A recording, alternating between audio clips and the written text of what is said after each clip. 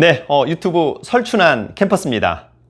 자, 여러분, 오늘은 카카오 상장, 그 다음에 공모주, 매도 타이밍에 대해서 간단하게 알아보는 시간을 갖도록 하겠습니다. 여러분, 조만간 카카오뱅크에 대한 상장 이야기가 계속해서 나올 것으로 보이고요. 지금 느낌적으로는 2021년도 하반기 정도에 카카오뱅크가 IPO를 하게 될 것 같다. IPO는 여러분 말 그대로 기업 공개, 주식을 공개 상장한다. 여러분 이렇게 이해를 하시면 좋을 것 같은데요.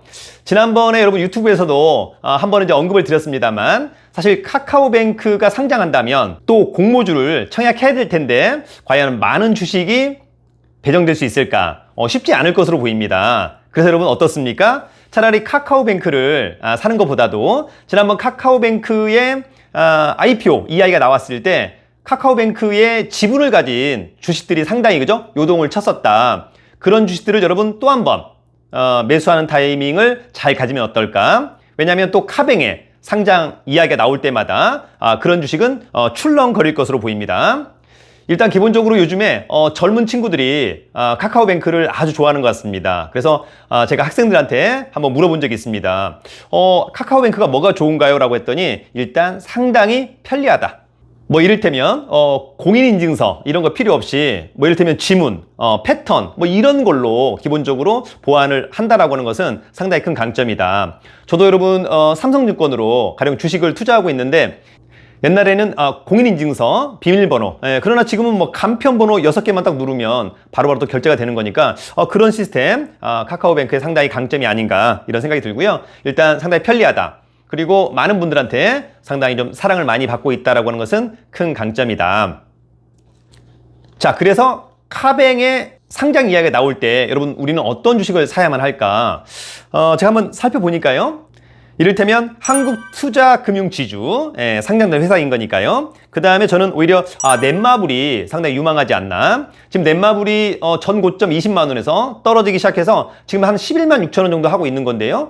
오히려 넷마블의 미래 가치는 상당히 좋지 않나 이런 생각이 들고, 그 다음에 예스24 그죠? 지난번 예스24가 카뱅의 상장 이야기가 나왔을 때 급등한 적이 있었습니다. 예스24는 약 1.97%, 시총이 크지 않기 때문에 오히려 카뱅 이런 것들의 상장에서 많은 수익을 기대할 수 있겠다. 그래서 여러분 카뱅의 상장이 될 때쯤 해서 우리는 한국투자금융지주 넷마블 예스24에 좀 집중을 해서 매수를 해보는 것은 어떨까? 어차피 공모주는 10주 이내로밖에 받지 못할 거니까 그렇게 큰 의미가 없지 않느냐 이런 생각이 들기도 합니다.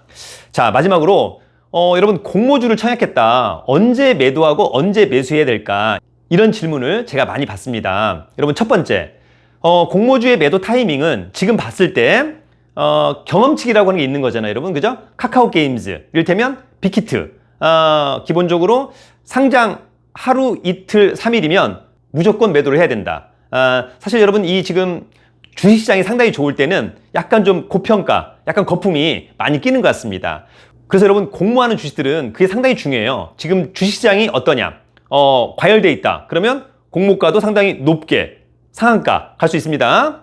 반면에 주식시장이 상당히 침체돼 있다. 그러면 공모가도 낮게, 그리고 오히려 상장되자마자 떨어지는 이런 부분들이 있었습니다. 약간 복불복이라고 하는 개념이 있는데 어쨌거나 좀 공모가가 좀 거품 논란이 있다. 그러면 여러분 상장된 당일 또는 그 다음날 무조건 매도한다. 아시겠죠? 네. 지금 카카오 게임즈하고 이를테면 빅히트가 그죠? 딱 거기에 맞는 그런 부분이었고요.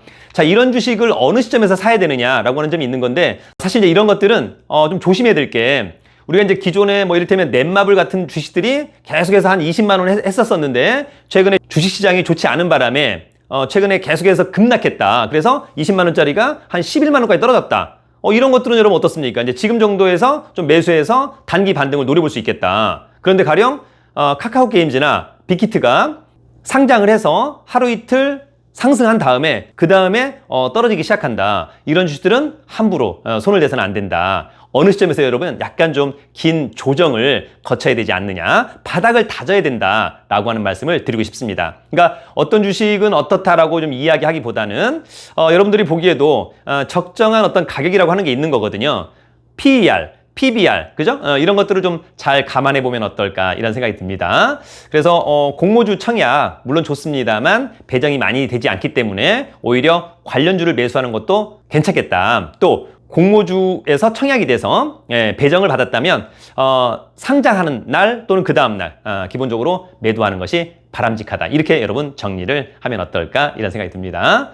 여러분 사실 뭐 주식 투자 쉽기도 하지만 또 어렵기도 합니다. 네, 조금 욕심을 좀 버리고 또 조바심을 버리고 여유 자금과 여유 시간을 가지고 여러분 11월 달에도 여러분들의 주식 투자에 성공 투자를 기대합니다.